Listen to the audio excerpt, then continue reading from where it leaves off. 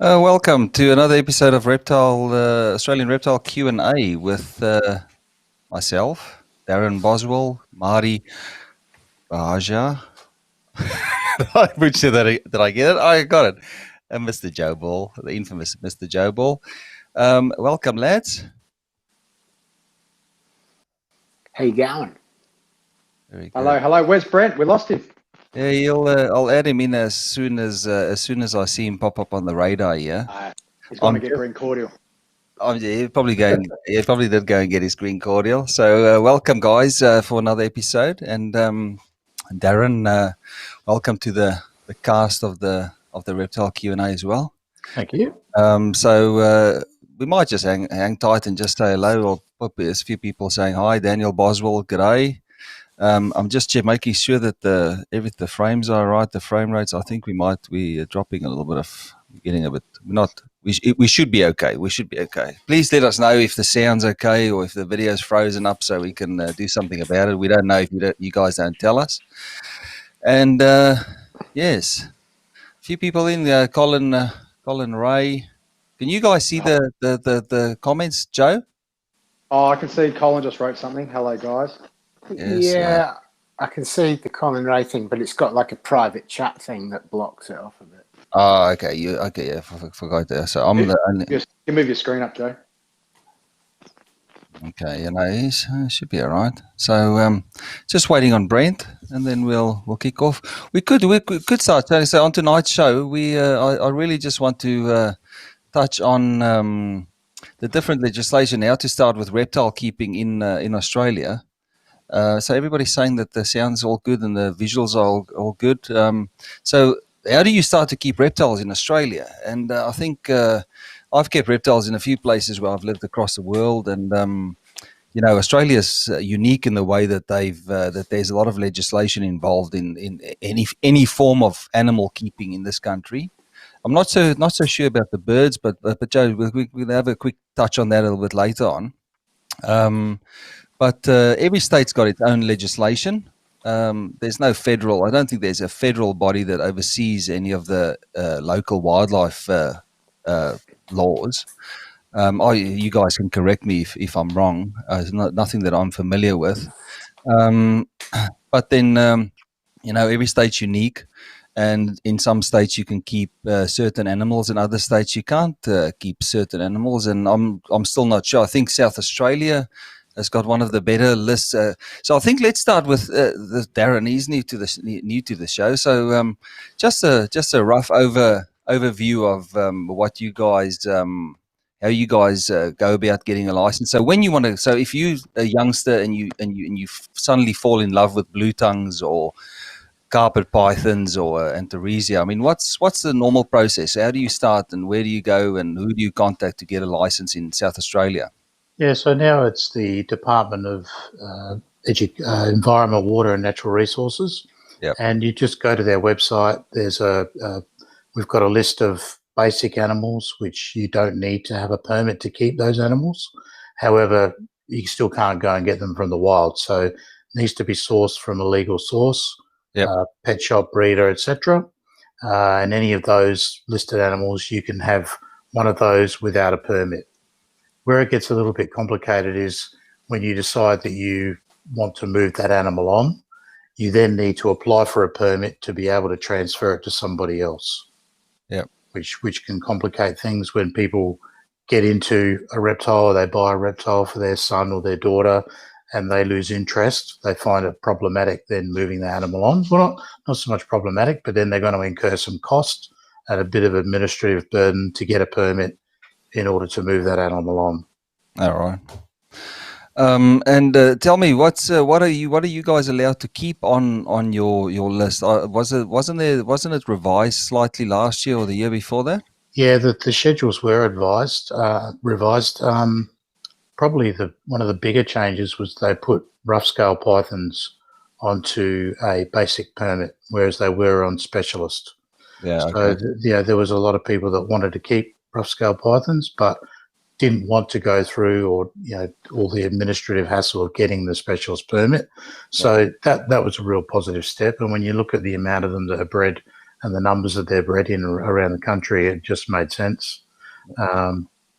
But some of the some like green pythons, the recent listing of Owen-Pelly pythons, they're specialist. Pygmy pythons are still specialist, and that may be tied to they are quite hard to get feeding if you're breeding them. But from a python perspective, which is mainly what I look at, so I don't keep any venomous or anything anymore. Tell me, and is there a cap on? So I'm assuming there's different tiers of licenses in South Australia. Yeah, there is. Yeah, there's specialists, and then you've got your commercial permits that your commercial dealers and pet shops, etc., have to have. And obviously, the cost and the administrative burden goes up with that. As a specialist keeper, we recently, as part of those changes, we used to have to submit 2 returns every year. So we used to have to submit one at the end of February and another one at the end of June. Now we only have to do the 1 return at the end of June. All right, and there's a portal being set up online as well, so that you'll have an actual online record book. At the moment, it's still manual.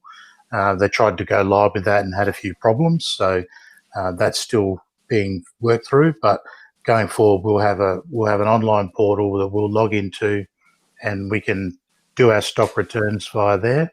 As we're hatching out babies, and we'd normally write them into a record book, we can actually go on there and update it in real time electronically.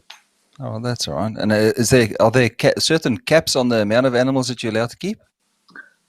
That's not something I've really looked into. I'm not sure. I don't think there is. All right. I don't think there is. There's Brent's, and let me just. There we go. Here he is. Cotties. He's got his drink. Okay, so now, so we were just having. Thanks for joining us, Brent. Everybody's familiar with Brent around here. Thank you, Darren. That's a quick touch on the South Australian legislation. Joe, can you just run through the approach to get a license and what's involved in getting your first reptile in Queensland, please, mate? It's fairly simple. You've only got to hop online. I think it's des.gov.au now. It's a while ago since I did mine, but it's a pretty straightforward process. You've just got to apply online, and within 24 hours, you'll get your license. I think it's around the $80 mark. I haven't renewed mine for a couple of years. I think it's changed. When I did mine, it was $40, $50. I think it's gone up a bit now, but it's largely nominal fee and a very quick turnaround. And I don't know how much more you want me to add. Is there any form of testing involved with? Do you have to do a test? There's no real means testing on it at all. I don't think, from when I did it, which I find curious, but I'm not sure exactly what it's like now. But I don't think there's any real means testing on it at all. Would you think that would benefit people if they had to have like a theory test or something? I mean, it's tough to figure out what to put in a syllabus like that, in a test like that. But would it be beneficial to somebody to do a little test to just get sort of a background, even if it's a government compiled document that you need to sort of study on before you do the license? Do you think there might be a benefit in that? I'm not sure. I just know that it's a very, very wide demographic that approach me for reptiles. I'll leave it at that. Yeah. And I'm not so sure that demographic should be that wide. Oh, okay. All right. And that's all I can say, because that's that's what I see. Yeah, when people hit me up for reptiles with reptile licenses, and you think, Tell me now, you were very involved with you were involved with the legislation that changed up in Queensland. Was it last year or the year before? I suppose it's a couple of years ago now. Yeah. And how and just there were a few changes involved with that. So there are different category licenses now, and there is I stand corrected if I say there is a breeder's license now or commercial license. Yeah, well, they split. It's always been a fairly loose license up here in Queensland in regard to the the different species that you can hold and the numbers of animals that you can hold, and that largely hasn't changed. What has changed is that they've sort of split it into sort of class 1 and class 2 reptiles, and and sort of place the numbers within that, so that you have to pay a little bit more to be able to hold X amount of this and X amount of that. But still, as long as you'll get your wallet out to the degree of a few $100, you can keep basically everything on the list as before up here in Queensland. And the cap, I believe, I think it's 400, which is a pretty big number. I mean, I sit comfortably below that, so you know, just if you've got more than 400 reptiles, like, I don't know, so it's fairly easy to get on with it up here in Queensland and do whatever you want to do, you know. Okay. There's some info there from WA just come up in the comments. Yeah, so I'm going to just put this up, and I just want to see what the layout looks like if this goes on there. So I'm going to just make you smaller, so it covers your face. So what I'll do is I'll read what the information says. Just so out of WA, Scott Ryan says, "G'day boys, just a bit of info from WA. There's only 2 categories: Category B and Category C. Category C governs the venomous animals, large monitors and colubrids. The rest is under Category B. Category B license is $30 for a year. Category C around $45. Category C license, you need to get a council approval to keep such reps. Then an inspection is required from parks." Okay, so that's a short rundown from. Thanks for that, Scott Ryan. Yeah, we don't have a representative from WA. That's why I picked the guys here tonight, so that we've got a little bit of input from all the states. So, Marty, for Victoria, can you give us a little rundown just about the licensing requirements and who you need to approach for a license in Victoria, please, mate? So the DH, I know that DELPWP or something. I can't remember. It's been a while since I applied. Obviously, we do our returns to them, but they're the same as you can apply. I think print out the form, apply, and send it in. I think in Victoria everything's by mail, still snail mail. So they have been looking at online for record keeping for years now. To fruition, so it's a bit of a slow process. Tell me but you wouldn't have had to apply for a few years for a license. So so I know from when I was keeping. You've got your basic license and you've got the basic license, your advanced license, demonstrator's license, commercial license, a couple of categories of commercial licenses. All it is putting your hand in your pocket. So, the basic license obviously is a bit cheaper, advanced to keep a bit, a couple of extra animals and a crocodile, I think. Yeah. At one stage. But yeah, I've got to do it all again coming to Queensland. So I'm assuming that I have to apply for an export permit for all my animals. Yeah. Apply through Queensland for an import permit. Ugh. And apply for it's going to be interesting. And I wonder if you need, because it's funny like that though. You'll have to have a house address in Queensland before you take the animals up there. Otherwise, they won't issue you an export permit. So it's a mission, isn't it? Yeah, they'll want to know what address they're going to. Yeah. I'm assuming I'm going to have 2 licenses at once. So so that's going to be the interesting part, because I did it wrong when I came back to Melbourne. I actually only had 1 snake when I moved back here, and I just drove down with the snake. Let me just quickly find out, is everybody still happy with the sound quality? And so at least we're running so far, so good. Touch wood. Brent, please give us just a rundown of your legislation down up in New South Wales, please, mate. New South Wales, very simple, mostly online. You can basically walk into your pet store or do it on your internet and get your license instantly online. And that can be from a companion license for one of each category, so one turtle or one lizard, one python, and then straight into your R1, which is your basic license that you can keep and breed whatever you want. Cheap, $55 or something for 2 years.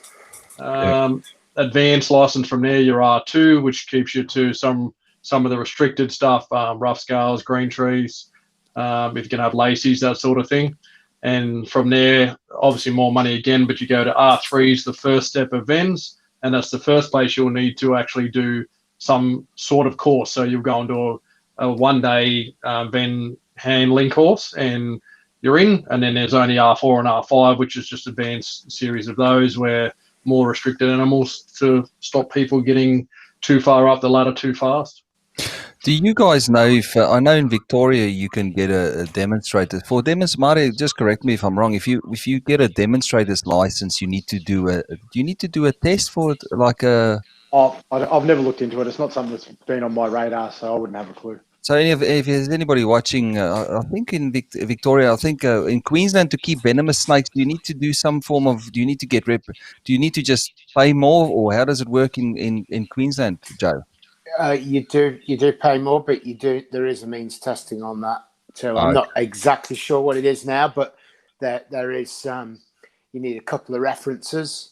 Yeah. I think there's a little bit more to it than that, but I'm not a ven keeper, so I know a few ven keepers, but I do know that there is 2 or 3 extra hoops to jump through. Yeah.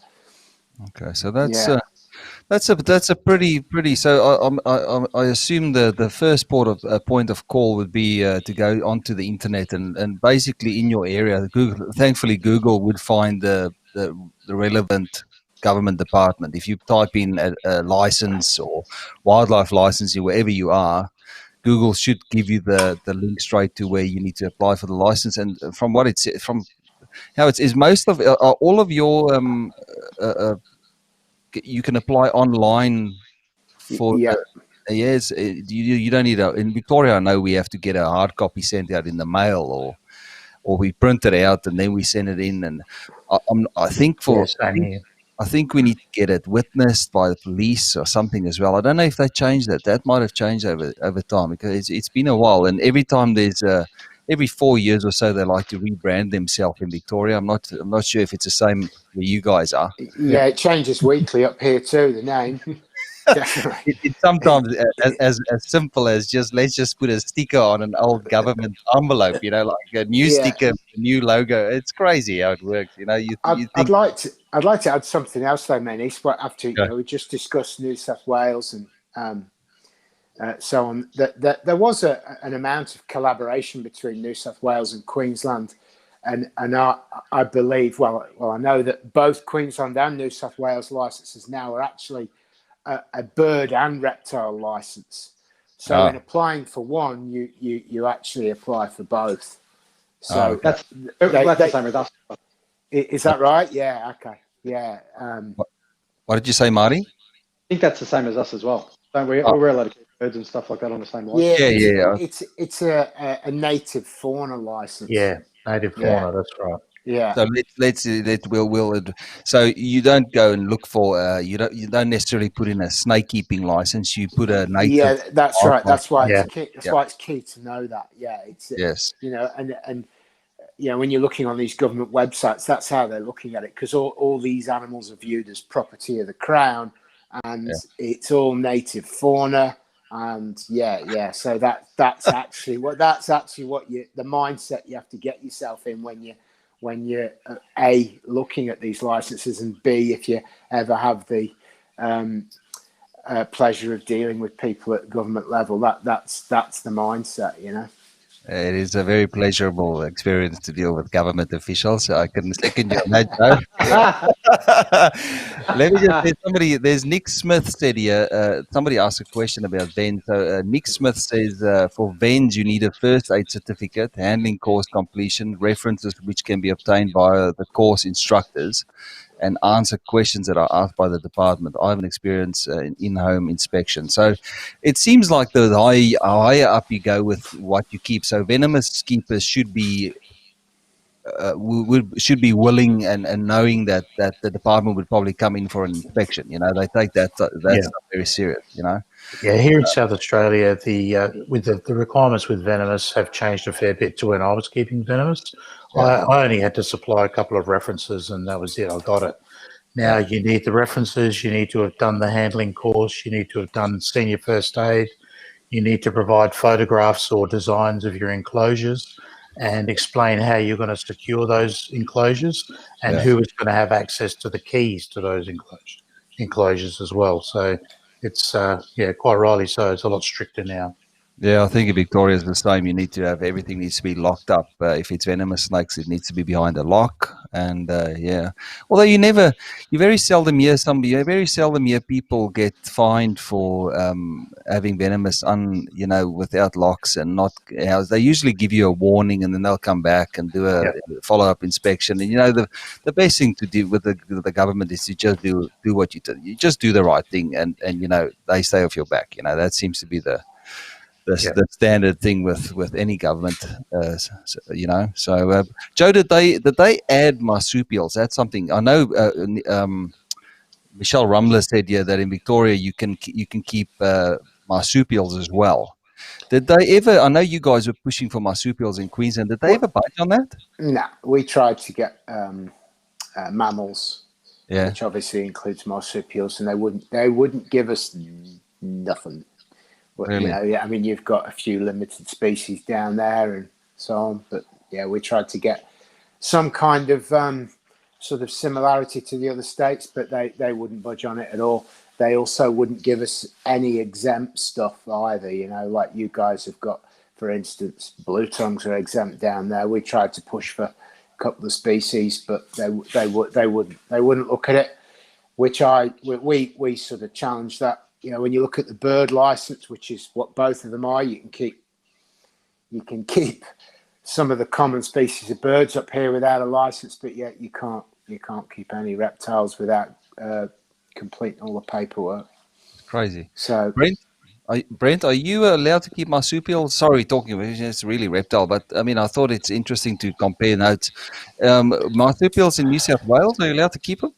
Nothing yet. That was part of the big plan that they had in place, which fell apart and got thrown out. That they were talking 4 or 5 species, and it all fell apart. Back to the drawing board. That's exactly when I say there was some parallels between Queensland and New South Wales. They put everything on the table, and then they just took it all away again.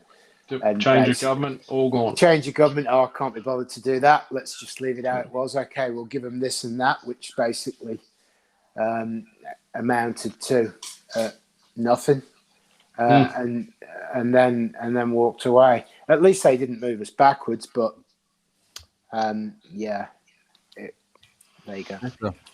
There's quite a bit of chatter here in the chat. I haven't seen it this busy in a while. So Josh Fastuka says under 18s in Victoria have to have some sort of reference or handling course for vens in Vic as well. Yeah, I know.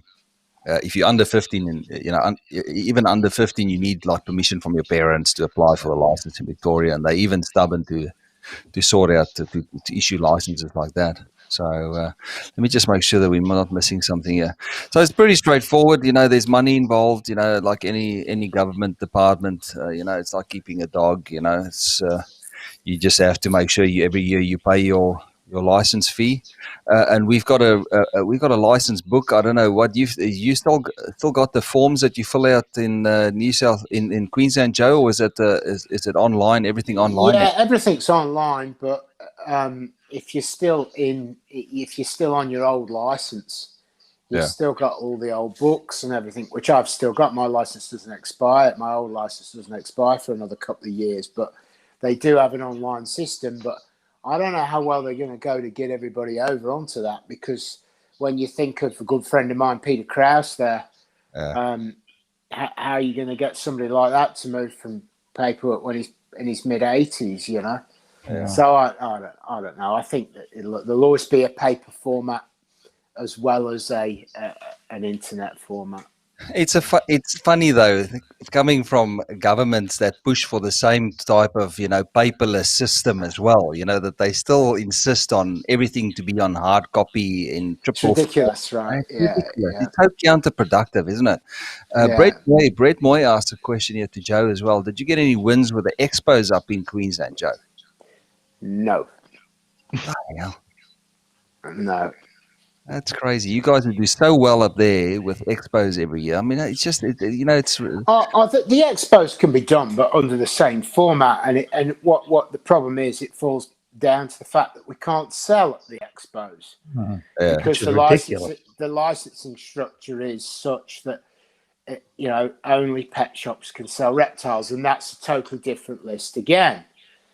So for a hobbyist to walk into an expo and just sell reptiles, it totally is against the structure of the system. I'm sure a pet shop could potentially rock up to an expo with its reptiles, but that's not what Brett's asking, and that, whilst that seems a little bit off topic for what Brett's asking, that's actually what holds it back, because all you can do is turn up and have a look. You can't actually. Little Billy can't walk home with his new lizard, can he? You know what I mean? He can only have a look. He's got to go home again, and that will always hold the Queensland Expos back. And it's so silly, It's like, I mean, even if you were just allowed to sell the basic stuff like blue tongues and short neck turtles and bearded dragons, like there's all these animals that are in their thousands in Australia in captivity, and that's key, really. If you could sell those, that's all that matters, isn't it? At the end of the day, because they're the entry level reptiles, and an expo, if you can sell entry level reptiles, at the end of the day, nobody's coming to buy a $5,000 animal necessarily at an expo, but people do like to be able to walk home with something that's basic, Hey Marty, hold up that book up to the camera, and what I'll increase the size of the video, so your picture, so people can see. So that's what a protected wildlife record book looks like in Victoria. High tech stuff, really. It might have a picture of you inside the front cover of there too, maybe, should say. Very high tech stuff in Victoria, and I remember. I hate this. I hate it because I've got the worst handwriting. I never got my pen license, so I'm writing illegally. And that's the key. It always has doctor's handwriting. I've got the worst. Yeah. I don't, but I do in that, And my excuse is the box is just I'm just really bad. The silly thing is, though, about what was it? When did I see you? When did you come and do a talk in Victoria, Joe? You came to one of the expos. I think it was 3 or 4 years ago. It's probably longer ago than that. Would have been 2012. Yeah, and they were no, there was one after that as well, because I did. Yeah, that was that time. Yeah, 2016, 17. Yeah, there was a little bit of a debacle, but in any case, that was nothing. Yeah. So, but I remember they had these, and this is not. I don't want to beat down the government here on this show, but I think it's fair to expose the flaws in the system. I think they had this big stand and all these brochures, and they were introducing the owls. It's the online system that they were introducing, and people were going to, everybody was interested, and they had real busy the whole day. It's literally 5 years later, and that system is still nowhere to be found. Yeah. They've done everything else around that. They've built new buildings just down the road from where I live, and you go, it can't be that. I know Michelle Rumler is saying that she's trying to look at getting something online, but it would be so easy to do some form of spreadsheet because our record books are crazy, because you have to put clutches in. If your animals lay eggs, you have to put right in the book how many eggs there were. Then you need to do your maths and your subtractions off the numbers, and if there were dead eggs, you need to actually write in how many eggs were dead and count for the ones you lost during incubation. Died. And at the end of the day, if you've got, it's impossible. If you're sitting on 300 or 400 animals, it's so easy to screw up with those numbers. And if you're not meticulous with those, I mean, I guess that's part of the thing. It's they say it's a privilege to keep reptiles in Australia, and as Joe said so eloquently, it's property of the crown, Like, you go, okay, you can have your bloody blue tongue, but in what other country is there that much paperwork involved in just keeping, a lot of people just keep a couple of bearded dragon paper, record books and submissions and for beardies. It just doesn't make sense. But let's move on. That's my One of the other things that I've noted just from some of the numbers the guys were quoting in terms of the cost of their permit, in an advanced permit or specialist permit here in South Australia is $130 a year. Yeah. But we don't pay for any import or export permits. So when we need to do that, we just submit the forms and they're processed for free. Whereas I know you guys have to pay for them, yeah? We get robbed. Ours are free, import and export. Okay. And you, Brent? New South Wales, $27.11 for every single one. Do you factor that into your sales price or do you? Yeah, what can you do? You can't. I charge $100 to freight an animal. Qantas takes 80 something of it. $27 for a export permit, and then I've got to drive 3.5 hours and $25 in tolls to freight an animal. So people at the end often. Of the day, what'd you say, Darren? At the end of the day, what's an extra $27 for a Xanthic Jag Chimera? I'll just put it out. I'll just put it out there and say that over 50% of the reptiles that go into New South Wales don't have an import permit done for them. For sure, I wouldn't doubt it. I know lots of people that I export paperwork to, and I sell stuff to Queensland, and they're supposed to send me paperwork to go back with the animal, and it never happens. Like I reckon I get 10% of people that ever send me paperwork from their end to complete. So it's happening a lot. They don't link it up with Qantas to work out what flies out. So it's a mess. There's hang on. There's this Scott Ryan's got a lot to say about the export. So deport either not. I'll say that before Scott comes on. Western Australia, you pay for export and import $30. I remember it used to be a lot more. WA used to be ridiculous to get animals out. I think I paid for Imbricata to come out. I think I paid $150. Yeah, it was. Yes. You're right. That's per animal. You needed to do half a dozen at a time because it was 150. I think it's like 180 actually, man. Anyway, it was that kind of number, yeah.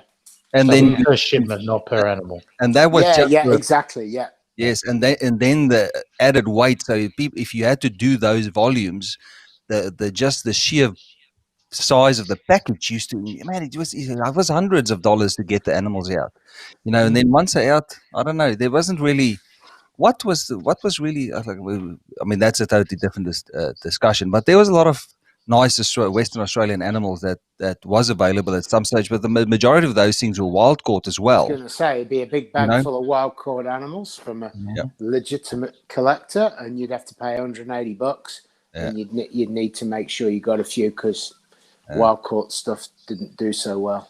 And then you understand why some individuals got caught climbing on the planes there with suitcases full of animals coming to illegally to eastern side of Australia. Okay? Yeah. So and they wonder why it happened. Yeah. Yes. So let me just see what else is here. So there's a lot of discussion here tonight. It's something that people are very passionate about, especially long-term reptile keepers. So it's very important to know that when you start, don't just go out into the bush and catch and I'm sure there's a lot of kids out there that start with a wild caught blue tongue or a water dragon or in Victoria, in Victoria, I reckon some people start with venomous snakes because we don't have pythons cruising around outdoors. A lot of people I've spoken to in Victoria said they started with red-bellied black snakes, just because they couldn't find anything else down here. So it's important to so when we start, we get the permits, the first thing that you need to find. And then the second thing that we can talk about after. So I need to make a shout out to Exoterra that's sponsoring the show tonight. And what I'll do is I'll quickly run.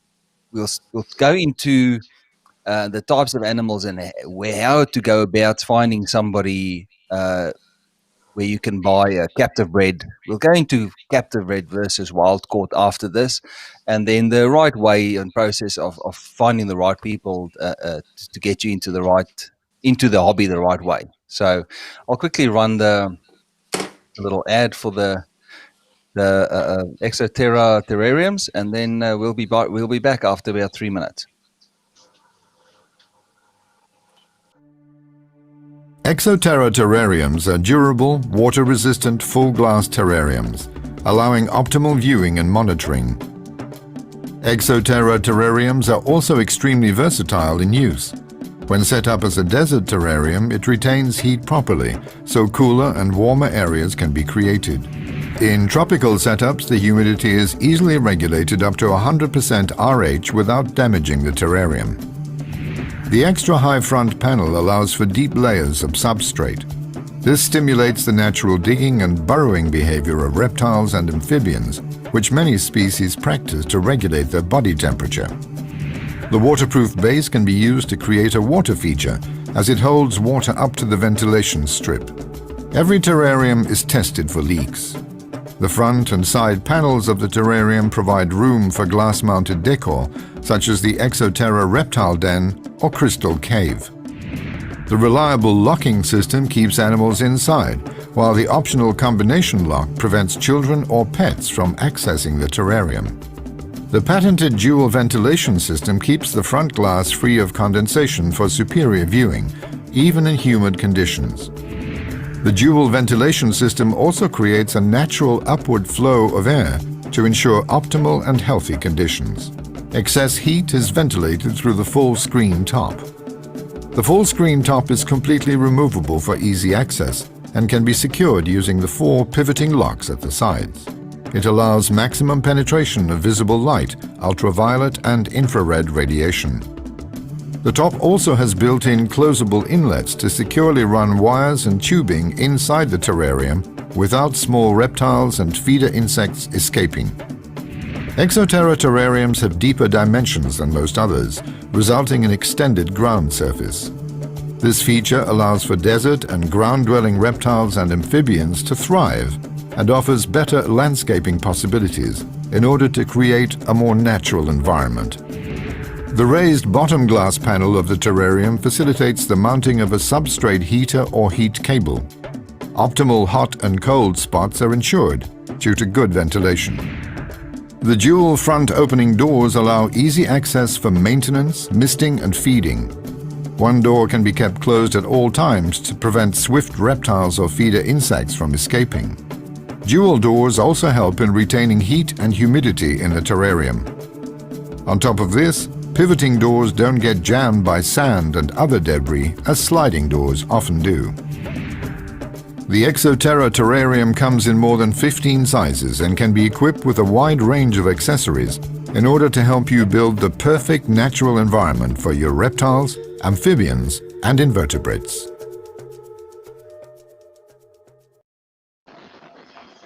Okay, and we're back.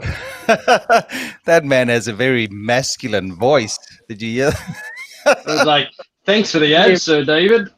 At the Exoterra terrarium. Yeah, It was Liam Nielsen. I've got some set of skills. I was actually quite surprised. I know Exoterra Australia sent me the link and just said, look, maybe you can play this song for this video. I just had a quick look through it, and it's pretty good. It's a good basic. I mean, all of us would have some experience with those little terrariums. I mean, it's one of those things that you get at some stage to just display 1 or 2 lizards in the house, and it's a perfect little enclosure, and they come in different sizes. It's a good setup, base setup. Oh, here we go, showing off the blueies. Are those new ones, Joe? It's new just then. I had a litter born today. Yeah. And it was a Het T plus over a T plus, and she'd had 5 babies, and the first 5 came out as normal. So they're obviously all hets, but when your ratio should have been 50-50.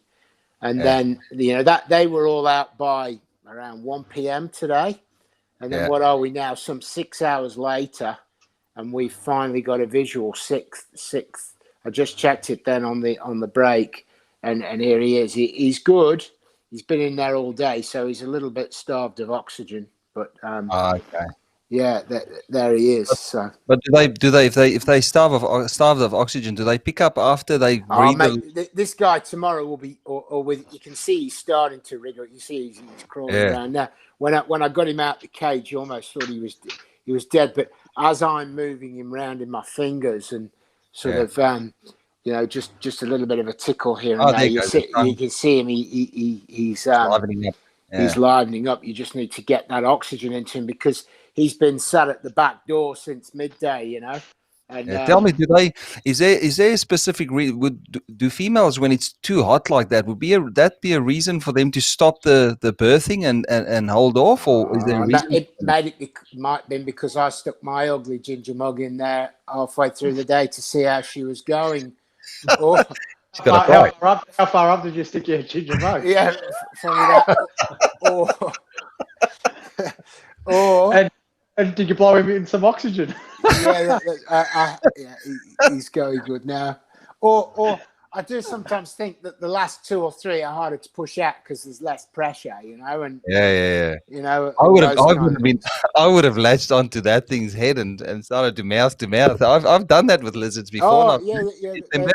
He's good now. He's going good now. I'll just keep. So what is that visual for, Joe? That's visual for T plus albino.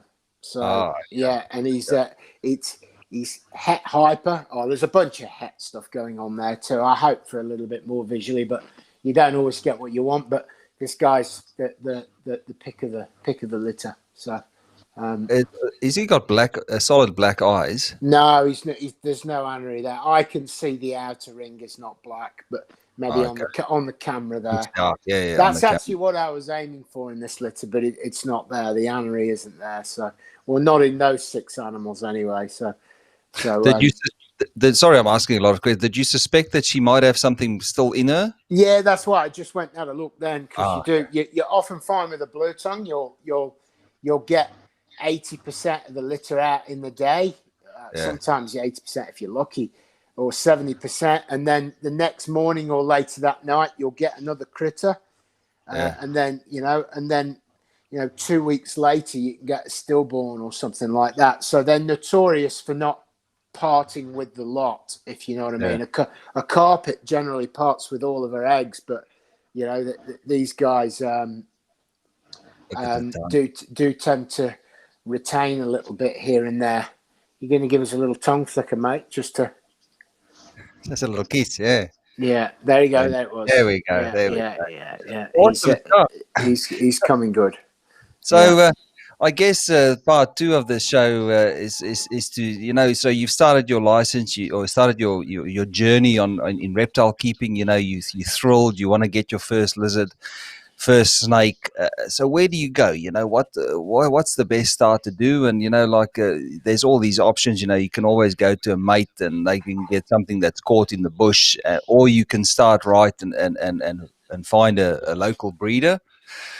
And I guess there's different ways of I guess the best way to do it is to ask you guys. So Marty, how did you stay? Who was your first point of contact when you started keeping reptiles? I think, so the first point of contact was I walked into a pet shop not knowing anything about reptiles and asking if I wanted to keep a green tree python. The bloke then picked up the phone and actually called Joe and said, speak to this bloke. So I was actually fortunate enough that's how I actually met Joe, by just giving him a call on the phone and then going around to his house. And that's very nice. Yeah, being introduced to an albino Darwin. So that's where, and then he put me onto Simon Stone. So my recommendation is, a lot of newbies, what they do is still get online, join a Facebook page as they're doing, and a lot of people do the right thing and take recommendations on reputable breeders. Like, there's a lot of people that can breed a snake, but there's a lot of support that you can get if you do buy from someone who's reputable. That could have, of course, turned out totally different. You could have gone into the shop and you could have been put into a totally wrong direction as well. And you were very... I was very lucky. I've been burnt on purchasing fish and other animals before where Yeah. you spend a lot of money and it's definitely not something that you need or actually should get. Yeah. So if he had sold me, obviously I couldn't keep a green tree python anyway because I didn't have the right pythons. Yeah. Yeah, but that was the first. I was fortunate enough. Joe was the first person, I think, Yeah. well, over 10 years ago now. So Yeah, and Joe was I knew that particular pet shop owner, and that's the backstory to that. So, did you sell the lizards, or how did you know the shop owner, Joe? Was that I just to be honest, I was only a couple of years into it myself, mainly. That was in the early days, and I'd only really got subadult animals and so on and so forth, and I wasn't breeding anything particularly, and I sent Marty on then to Simon Stone. That was in the Simon Stone domination era, and yourself, I guess. You were in your pomp. You were in your pomp, as it were, then, my niece. Tell me, who was your first? Where did you start? Who was your first point of contact though with reptiles? That was in Australia, though. You started here, didn't you? Me? Yeah. Oh, I kept reptiles in the UK too, but my first reptiles in Australia, I just wandered into a pet shop thinking I want to get a couple of lizards again, and because I used to keep bearded dragons, iguanas, and a couple of ball pythons in the UK. And once I got settled here, I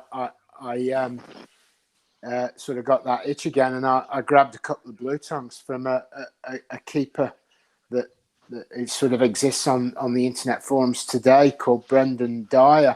He was a pet shop owner then, or a worker then, and sold me a couple of blue tongues.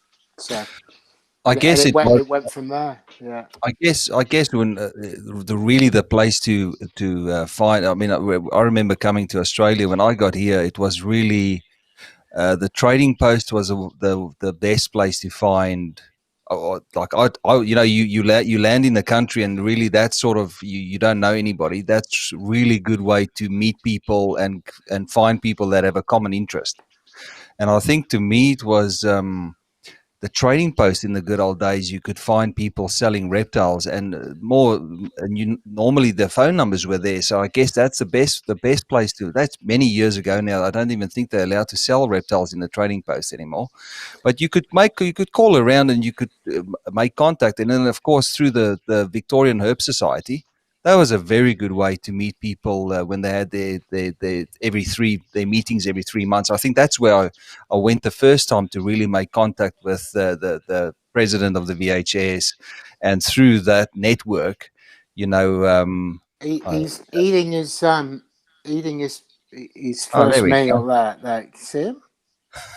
No, hard He's just half dead. Yeah. He's already. There we go. Oh, what is he eating? He's eating that stuff from Mr. Sinclair, or is that your own mix, Joe? No, that's the placenta stuff. That's his afterbirth stuff. There, you see him? Yeah, maybe break bread with him and share a meal. There. Can you see him swallowing still? Like he's off and going now. He's a lot different to what he was. Yeah. He's exploring. Yeah. Just so the view. Yeah, you see, swallowing the last bit. Hold it in the camera. Yeah. There we go. Oh yeah. Oh, nice. There we go. Down the hatch. Yeah, he's all good. There we go. Yeah. Just so the viewers can see, he's a goer. There we go. Okay, good. That's good news. Okay, Darren, how did you? What was your first point of contact? I mean, you go a little bit further back than we do. Yeah. So who was your real first contact when it came to reptile keeping here, and who put you like the network that you had? Okay, so we had the SA Herpetology group here in Adelaide, which was used to have the meetings down at the museum. So there was quite a few people in that group. Not everyone who kept stuff. It was more geared towards field trips and field study and that type of stuff. But there was a pet shop in Adelaide in Twin Street, and that was the only shop in Adelaide that sold anything apart from your normal run-of-the-mill pets, and they had reptiles in there. In fact, before that, they used to even sell exotic animals in there. But I'm talking now when I was a teenager. Yeah. So you could go in there. We used to call in there after school.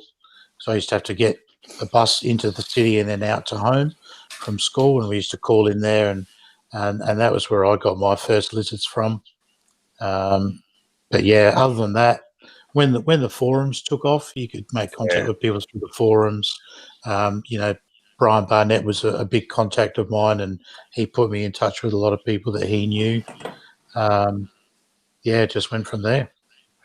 I guess the forums, a lot of us used to hang out on the forums. That was the best place to get your groove on in the day, make some ridiculous post of hybridizing, and then you'd have the world come down on you. So I guess it shifted. Brent, who was your first point of contact here, or when you started looking at snakes? APS forum in the good old days, and back then it was Dave Raptor's Reptiles. I tried to find someone local to me, and I found Dave, who was just the next suburb from where my business is, so nice and handy. Good local contact. But not long after that, it was just we're blessed in New South Wales with all the expos, so there was a Penrith Expo 5 minutes from home, so that was the first stop. I guess that's a good point. I think you can have two types of interaction with reptiles the first time. You could meet the right. It's very important to meet the right person.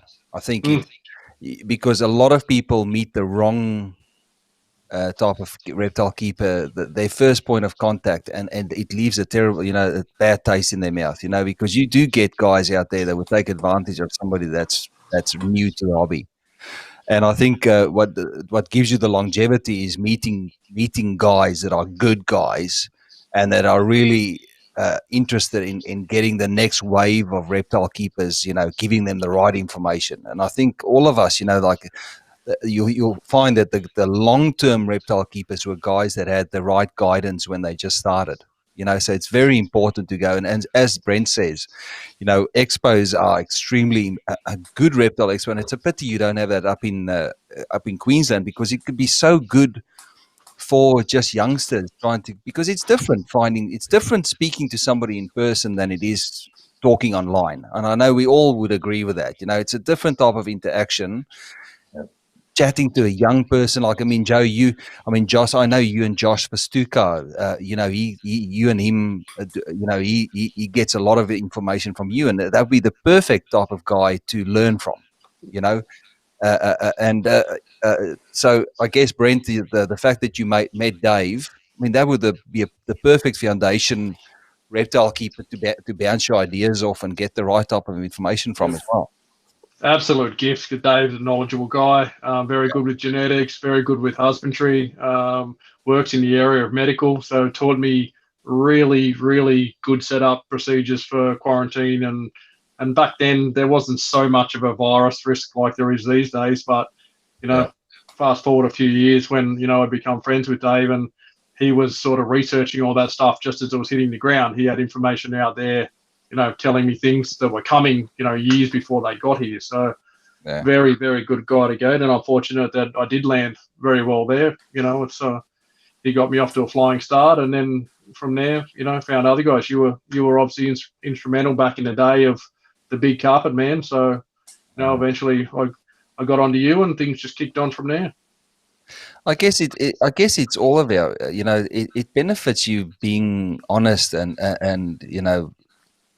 it's beneficial to be a good influence and provide people with the right information. Not just for sales and after, all of us, we all like to make money from something that we love. There's a lot of people that doesn't. There's a lot of people that judge people that make money from the animals. But what's wrong with? I've always been of the opinion, what's wrong with making money from something that you love to do? But on the other side, though, I think it's important to remember that it's a bigger picture thing as well. You need to grow the next group of people that can take on the industry when we move out. Like Simon Stone was, like Joe said, Simon Stone. Not everybody got along with Simon, but what he did for the industry was very important. A lot of the projects and stuff, that the influence, that the footprint that he left on the hobby. He's a massive influence of mine, but I will add that, and I don't mean it to be contradictory to what everybody says, but I've dealt with, as you discussed, Josh Verstuker and so on. I've dealt with quite a few people and attempted to set quite a few people on the way at different points. I think that there is also, keepers who have it and keepers who don't, and I think there's a lot of people that get into the game for the wrong reasons quite quickly. And I think you do need, if you're going to be a keeper and a breeder, you need to be prepared to fail. And I remember going through all this with Marty, with some of his first carpets and some of his attempts at a couple of other things, which I don't believe were any fault of his own, although he blamed himself. But you need to stick to your guns and follow things through. And yes, you need good guidance, but you need a bit of passion, and you need to follow things through for a few years there. Yeah, passion, patience, and persistence. Yeah. And I mean, over the years, the amount of times I've failed in something and thought about giving up. If I didn't have Dave Evans, Colin Ray, and Joe fall back on, have a chat to, and even just bounce ideas, I could have been long gone, but they just helped me, pick up. Like even this year, I had a great year. Bad year too, so it's been you don't see everything online, do you? No. An old bird keeper said this to me recently when I bought some birds off him. It wasn't lost on me, obviously, because I've a little bit of experience with animals and animal breeding, but he just said, look, if you're not prepared to throw that money in the bin when you walk in and buy these birds, don't buy the birds. Yeah. It sounds a little bit rough to me. That came across a bit harsh, but that's also true in the animal world. That there needs to be a passion there, and there needs to be an acceptance that it doesn't always work. It's not a Coles Myer voucher, and these animals are what they are. Oh, it's such a roller coaster of emotions. I mean, Brent, Darren, you know that. Like, you get your snakes together, you pair them, you see them lock, you see them ovulate, and then you're waiting for the eggs, and either they're slugs or they're not. Then you're waiting from the pip, and they're dead. Have you got your ratios? Have you got your? Gosh, I tell you what. And then we do it all again a few months later. Yeah, it's crazy. And I don't mean to go over the top of that, but blue tongues are crazier again, because you'll get 2 or 3 out of every litter that really ain't going to survive. So you've got live animals there that are going to live for a week or so and often perish, and that's hard to take for some people, How many times have I told you, Brent, that when you there's always next year. That's probably you look at some stuff and you go, there's next year, and then you just have to go, okay, well, it's going to take me another 365 days to get there, maybe. If people take offence to that statement, though, Menes, they shouldn't be keeping animals. They should be looking forward to next year, not thinking, not thinking, oh shit, I've got to wait another year. They should be thinking, oh, I've got another year to keep these amazing animals. And what am I going to change? And what am I going to change? That's exactly right, Darren. That's the mindset, isn't it? Well, you don't even have actually 300. You don't have a year, actually, is it? Like, by the time you get it's December, and we'll be pairing up. Step. Yeah. You just have to have that many reptiles of different types that there's always breeding season. Yeah, that's it. So every month. If you have a failure, there's always next season. There's always next year. Next month. Yeah. Next. That's a way to do it. So, I guess that's important. Make sure you get in contact with the right people. Facebook's a great place to meet the right people, but it's hard now as well, because the guys that are really informed don't like posting on the internet anymore. And even pages that have got huge followings. I mean, there's it's really hard. It's actually there's an overflow of information. That the real experts. And I'm not saying we all know what our own capabilities are. But the guys we know who the guys are that know what they, what they, we know the guys that are our peers and that know what they're talking about. But it's almost like that gets drowned out in social media, and it's really hard to find the right guy. So what would you guys, who wants to go first? What would you recommend? Where would be the right place to track somebody down in this mess of over information on the internet? Well, I think one of the things with social media is at least you can, you can see the animals that people are putting up and are producing, and over a period of time, you can see that they've got that consistency, like all of the guys on here. I think that speaks volumes as well. That can guide you into who to approach. Yeah, I guess it shouldn't be a rush. You shouldn't rush into it. No. Yeah? What were you saying, Marty? Sorry. I was just going to say, social media is very hard. Like no different to Instagram or Facebook. People only see what you want them to see. Yeah. So you don't I know what Darren's saying, and I agree. We can be consistent and show you what the quality of the animals we've got and producing and stuff like that. But some people are actually good at perceiving that they're something that they're not. Yeah. I don't if that's coming across right. So you don't know, as much as you want to trust who you're buying off, you actually have to ask the question, I think, online, who do you guys recommend? Yeah. Because judging by a Facebook page can be also. Yeah, there's a lot of people that like filters, I love it. Great. Yeah, and or the beauty lights, Marty? Yeah. I think you got to do your research, and you got to ask. As much as Facebook is king, I guess that there's so much going on Facebook. You've got to talk to other keepers. You've got to talk to guys who bought animals and what experience they had with people, buying and selling. You got to do your research. Just flying blind these days is going to land you into trouble, especially if you rush into things.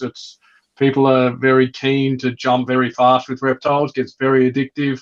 I often get people coming, buying a snake, and 3 days later they're back. Oh, I want this, I want that. Have you got this? And I probably my own worst enemy. I tell them slow down. You can't buy 15 animals in the next 3 weeks and build an empire overnight. It ends in tears straight away. And then 6 months later, those animals are all listed. Yes, exactly, because they didn't make $45,000 in their first breeding season, and suddenly it's not for them and they're gone. So. Yeah. And I think people forget that these animals can live for 20 to 30 years. It's a really long-term commitment that you have to take up. A lot of people rush into it. They might buy a normal coastal carpet just because they don't know that there's stuff like jags and super hypo jags and stuff like that around. Then they end up being stuck with a sibling. Let's use a simple silly example. Like I say, they get stuck with a sibling because they don't know that there's anything better, and then that animal gets listed or just get dumped in the local bush. I mean, that's the other problem that we're dealing with. So exactly what Brent says, slow it down and then do your research, ask around. I agree with Darren too, though. You look at the faith, you can sit back and just watch. I mean, a lot of good keepers don't even comment when they see questions asked on Facebook. They'll just sit back and watch because they don't want to be judged on what they say, because there's a lot of experts out there. So you'll also get the good guys not answering. Yeah. I don't usually answer questions. I probably don't know what the answer is. I don't get a lot of time to answer a lot online, but certainly I get a lot of people who message me directly, and I help a lot of people, through questions directly. But answering stuff online sometimes these days, there's, like you say, there's so many experts out there that will tell you don't know what you're doing. And I'm like, that's cool. It's just do it how you want to do it, and people generally want information. They'll message and ask, and I'll give them the best information I can. Yeah.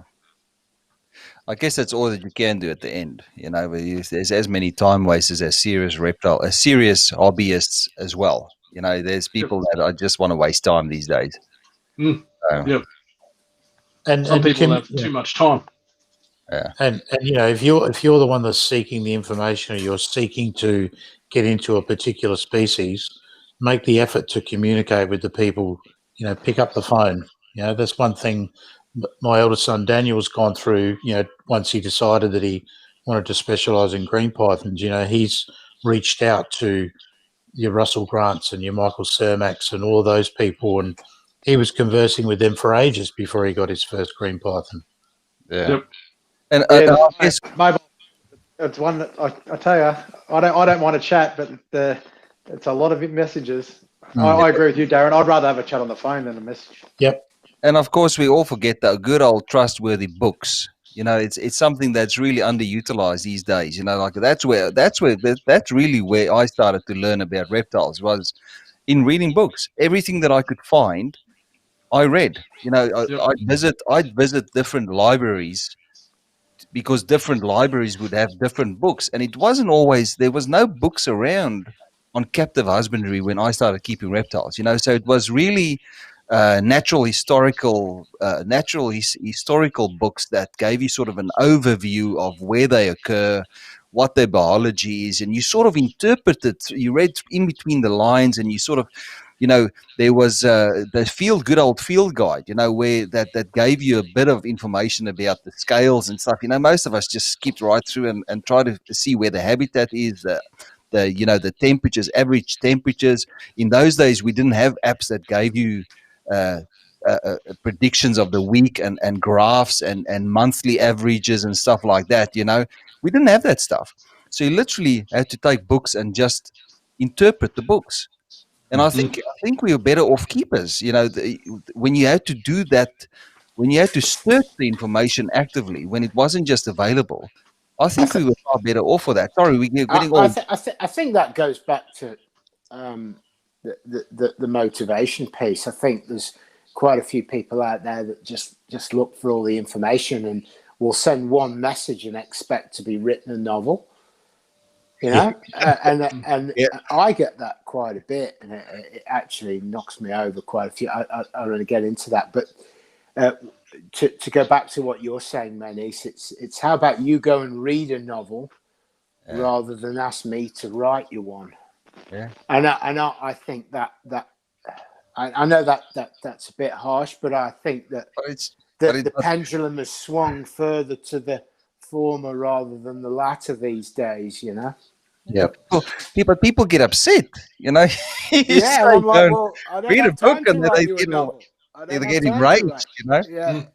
See, the other thing you've got to tap into these days as well is podcasts. I mean, I know there's not a lot of Australian content when it comes to reptile podcasts, but there's some great ones out there that deal a lot with Australian reptiles, and you can learn a lot from them. Yep. Very true. Yep. Yeah, I'll I've put a never fair actually bit of basic. Sorry, man. I've never touched on a podcast. I really should. Yeah. I've never really. I forget there's podcasts out there. The NPR podcast is really good. Yeah, the guys over in America. She dropped another baby. That's what I went to collect. Oh, so here you can see. Hold on, I'll make it bigger, Joe. A T plus there. Yes. You can see he's fired up now. That's the guy from earlier. And there's a het. So I've been bummed on the ratios, but there you can see the color contrast there. So a T plus and a het. I'm sure you have. I'm sure you've got backup clutches as well. There's a couple more still to come, but it's a little bit of fun online, and that's literally as we speak. They were just born. So I'm more. I'll tell you what's excited me: zooming up on Joe to see that he actually does have eyebrows. let's just make sure. Yeah, there he is. There you can see how go again. And you can see how hot it was up here. Like, literally, I've got a river running off my forehead. Oh fuck! Oh, I'm sorry. Excuse me. Oh, I don't care. Thanks, Marty. We just lost our sponsor. I've had ginger jokes my whole life. Yours is particularly tame. Yeah, well. You've got a few. You've got a few on me. Don't worry, buddy. I could. Yeah, that shiny spot on your forehead is. It's very overexposed, but hey, Joe likes to call me Andre Agassi when he's crying. So Andre Agassi, that is not far very wrong. Good one, Joe. Yeah, you find a picture. For those of you that don't know who Andre Agassi is, I recommend you go pick up Wikipedia before a lot of people were born now. You know. Yeah, before the 80s though, because he had heaps of hair back then. Is he still married? He married Stephanie Graf, didn't he? Yeah, that's it. Yeah, after Brooke Shields, he married Steffi Graf. But he had the mane. Wild hair, yeah, He yeah. shaved the mane off. Old Oh my Andre. God, he was like Bon Jovi, didn't he? Could cry when he lost too, just like Marty. You know, that was my analogy. Well, Yeah. or the other one he calls me is Uncle Fester. Yeah, that's his life. Hang on, there's a few people here that's giving you guys shout out. So let me just, I think it's just important there. So Andrew Grealish says, the help of Joe and Marty has been a huge reason for me getting more enjoyment out of my reptiles again after having a slower couple of years due to the influx of overnight specialists and people judging each other's animals rather than appreciating their own. You know, so that's a good shout out from Andrew Grealish. Hey, Andrew. Yeah. Hi, Andrew. Yes, let me just have a look here. Carl Smith says, as I told Brent, I simply plan on doing some breeding, but currently just doing it for the fun. And I guess that's the important thing. You know, you need to start and enjoy it. You know, we all get so we all highly competitive. I know a lot of you, and we are competitive by nature. And I think there's a point where you need to, you get so competitive, and it happened to me. You get so competitive that you will break the law to be the best. And you would. Yeah, I was going to say, I don't know about that. Yes, Brent. You break the law on behalf of everybody else. But you need to get to a point where you can literally go back. You need to scale it. You need to get to a point where you're happy with what you have and just get back to that enjoyment of it. So I know, Marty, you've had you've had a few shitty clutches, but you showed me a photo of your incubator, and I'm like, look at all those eggs still in there. That's good times. There's still good times ahead. Probably got another 100 to come, but yeah, it's like Yes. So it's like it's not always like that clutch that we cut last night of Brent that was from possible head to a head. Sorry, we're going a little bit off. But that's the ups and downs of the industry. One day you miss the possible head, and the next day you hit all the odds in a small clutch of 3. You get 3 of what you were looking double heads or double visuals. Just touching on that, Manise, too, what Cole said, there's nothing wrong with a newbie or a young person having a pair of snakes and wanting to experience breeding. The internet, Facebook shoots these guys down to say, do you know that's a long-term commitment? They understand that, but give them the enjoyment of seeing a couple of heads pop out of an egg. Doesn't matter if it's a wild type or an albino. I think that's irreplaceable. It's invaluable to be able to put 2 animals together and actually breed some snakes, feed some snakes. Then they will work what to do with them. I mean, they don't have to have, the next 20 years set out for these little hatchings. Yeah, I mean, I see, I visit, I see some of the beauty, I'm not in many groups these days, but, I occasionally see somebody that's having their first beauty clutch, and then you get people that shoot them down and go at them for, what are you going to do with those those normal beauties? You can't sell them. But that's not the point. If it's somebody that has a pair and they want their kids to experience the egg laying process, and I know it's got a mission to get rid of the babies, but they always beauties for some reason that I will go. Or like people and how about Manise? How about they might learn from the Of process course. of selling them too? You don't have to be a specialist. The moment you take the first step along a road, it's the internet. The internet can be a painful place for that. Yeah, I think it can be very, very. That's all. Again, a lot of people don't post or comment because you get shot down very, very quickly. There's a lot of people here. There's a lot of idiots on there, so some of them do deserve to be shot down. I'll just add something quickly to that, and that's. And it's something that pains me. A lot of people have the perception that all my results are fantastic. The reality is I won't post terrible results because the internet does not accept terrible results. Yeah. Some people will, but the internet is a terrible place for sharing poor results. I have lots of poor results, but I'll only share the good ones. Yeah, I know what you mean. I'd you know, happily a couple share of the bad results, but the internet is not No. adult enough. Whatever the word is, it's just Mature. not. It's not mature enough to accept all my results. So Yeah. I'll share the good ones, and that's it. And we all experience it, and that's why all these newbies and all these young people, failure, trust me, we all do it. I mean, Brent, you know how much I've gone through, Manice. Joe, like, I know what Brent's gone through this season with a couple of good, ups and downs. It's And I think it's important. You got to stay teachable. Everyone thinks, you're perfect. This is fantastic. You do this right. Everyone still has problems. You're dealing with live animals, and you've got to stay awake and stay teachable and learn. Like, I made some massive errors with the olives this year. Rookie error, thinking that's the ovulation done. A month later, I go, oh shit, that's the ovulation. Like, I read it totally wrong, inexperienced in that. So you got to take that information and come back again next year and learn from it and evolve. You're never the master. You just got to keep learning every year better things and look at what other people do. And if you can adapt something to the way you do it to do it better, just keep learning. You just can never stop learning. Even as simple as eggs dying in the tub. Like, all my tubs are exactly the same. Yeah. And at the start, I was losing eggs. Well, that wasn't me. That were the eggs, because the rest of the tubs were doing fine. But here I'm going, what am I doing? Well, I back and go, It's but it's like I said to you, it's usually early clutches, sometimes iffy, and then late clutches.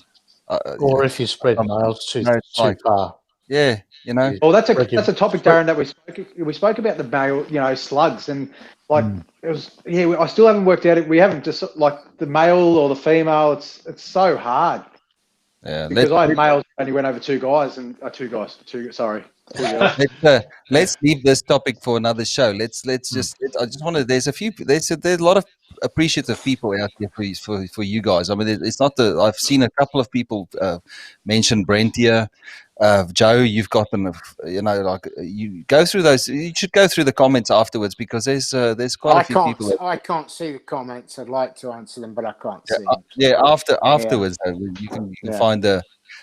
So Matthew Dwyer says, you're so glad to hear some of the conversation tonight. I've had some horrible results this year and was feeling quite gutted. It's given me a bit of a lift now. So that's good. I mean, this is what this show's all about. I'll say that to Matt, because Matt speaks to me, and I don't always respond to every message and all that. But yeah, Matt, I know you sent me a message that said tonight was a classic. He said he had a white northern over a het, and I think he got one visual white and 8-9 hets in a 50-50. Well, there you go. I've just had that today with a T plus visual over a het. I've got 7 babies. She might have more in her, but at this point there's 6 hets and 1 visual. So that's comparable to what you were messaging me as a failure. It's not a failure. That's animals, mate. That's just the way it is. You can't change that. Touching on that, Joe, too, I had 12 eggs. It meant to be 1 in 4 visuals. So I was meant to get 3 lots of visuals. I got 10 double hets and 2 visuals. It was like... Yeah, and ironically, Marty, if you did, and I've done this over quite a few years, you'll find that same female, 3 years later, if she's still breeding fit, then she'll go and turn that round on you, and your ratio will come out. Swings and roundabouts, isn't it? Yeah. Bigger numbers always sorts out the ratios. The more you do, the more accurately they get back to those near perfect numbers. Both in results and both in sexes. And the more relaxed as a keeper you get about your results, don't you? Yeah. You have a shitty one, and then you go, that's cool. Next year, that one's going to blow it out of the park. That's it. There's Michelle Rumler says here as well. I started 6 years ago, and people like Joe, David Evans, Marty, Darren Whitaker, Steve, Russell Grant, and others have been amazing. Yeah, I mean, they're the good guys. There's a lot of good keepers out there. You just need to dig. You need to go ask the questions. It's like Marty said as well. You just merely have to literally just go through. Most of the guys that's been around for a while, they've got pages on Facebook. Some don't have pages, but the majority of people have sort of warmed up to the idea of having a Facebook page now. And really, I mean, I was just scrolling through Joe's, through Joe's Facebook page the other day just to see the sort of the timeline. It fascinates me Joe, you should take the time one day and just go through your page right to where you start and just see where somebody came from and where they've ended up. And that is maybe share a few of those initial Blue Tongue posts, because it's crazy. There's a journey there. It's not a 5 minute. It's not a 5 minute thing. Hey. Yeah, and people look at you guys and go, like you've got the best, the best collection. But there was sacrifices in, there's a lot of time that gets sacrificed for large collections. And when I spoke to you earlier in the week, Joe, about doing a show tonight, you said to me, I've got a 39 or 40 degree day here. I'm running. All of us have had, if you've got large collections and there's a heat wave, especially Victoria's the same. That black. I remember my worst week was Black Friday that we had when they had the bushfires here. Black Saturday. Black Saturday, and it was a week in the high 40s. I think 46, 48. I literally had snakes die in racks in an air-conditioned room. It's a disaster. Yeah. It can be. Yeah, and this is the stuff that you start with reptiles, and as Brent said, it's a bloody obsession. I do not know reptile keepers that just stick to one or two. That's very rare that reptile keepers just have one or two animals. If they are really passionate about reptiles, there's always 5, 6, then 10, and it's exponential. You'll have a clutch, and then you'll have 50, and then it goes 100. And it just keeps building up like that. So it really is, when you get into it, make sure you take the time to really research how you need to keep them, read as many books as you can, speak to as many keepers as you can. And usually it's like Josh Pastuka said something, ask around and find commonality in what is being suggested. And then, a lot of guys would say the same. If you ask 10 keepers, where can I get really nice blue tongues? I bet you 8 out of 10 would say Joe Ball. And that's not batting your back, Joe. I mean, that's something that I would know. And I can guarantee you that always a bit of negativity out there, but that's animals and that's people too. But the not everybody reality likes everybody. Yeah. But over the course of time, a decent keeper will have that 80% rule that will overlie. Yeah. So you can't put it on, Joe. Like you've got a lot of competition also, mate, out there. Every person you sell an animal to is your potential competition, isn't it? Really. So yeah.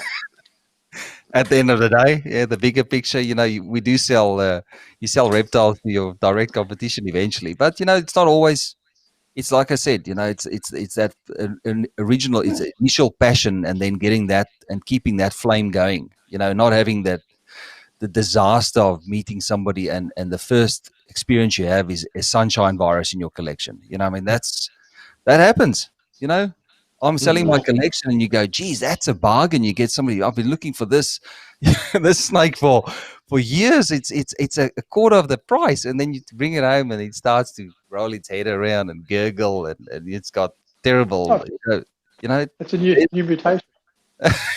Hey, got a new people selling hertz that aren't hertz or something like that. That can be heartbreaking for people that buy hatchies and grow them up to find out 3 years later they've been dudded on something. It's so much time and food to get an animal ready to breed, and to not get what you're meant to get. And Brent, that's such a tough one too, because as we're just discussing with ratios, you could be doing visual to het and still get, you know what I'm trying to say, like. Yeah, you can get bad luck, but when you've got a decent sized clutch, very rare you're not going to get a visual in a pairing. It's I'm sure it's happened, but carpets for sure. Yeah, carpets. Yeah, when 15 eggs, no visuals, you've been stitched up. It's hard to get around that one. The other good thing, sorry, a little bit off topic. So the other good way to find the right breeder is to go on the internet and have a handful of cash and just go in, show me what you got. There's a few that do that, isn't there? you know, Cash the waiting, the cash hundred, waiting. you know, the hundreds, and you're just doing this, and people start. Yeah, there we go. We all have I seen don't that. even wallet. You know? I've only got a phone that taps on everything, so I can't even show you cash. Yeah, it's a COVID. It's not COVID. It's not a COVID. It's a COVID risk these days to carry cash on you. I don't know how a lot of people get away. You know, a lot of people with all that money under their mattresses. You know, all the rodent breeders. You know. So look, it's 9:30. We sort of said we were going to keep it to a sort of a time frame, and we did really well. I think that went really well. It didn't have any dropouts, nothing. The stream was solid, so I think we've taken some lessons away from this in comparison to the previous shows. So I just wanted to thank you guys. To take some time, I think the majority of comments was on KHP Reptiles and on the Carpet Python TV page.